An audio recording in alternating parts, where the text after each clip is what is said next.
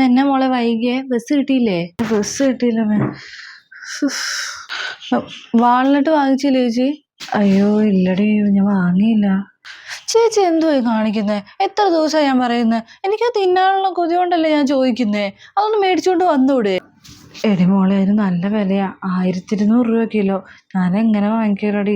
മുതലാവില്ല.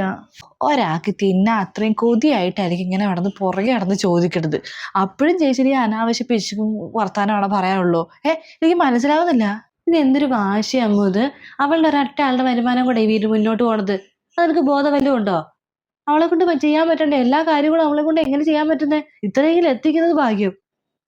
അതിന്റെ കൂടെ കിടന്ന് അനാവശ്യ വാശി ഉണ്ടായിക്കൊണ്ടിരിക്കുന്നു പെണ്ണ്.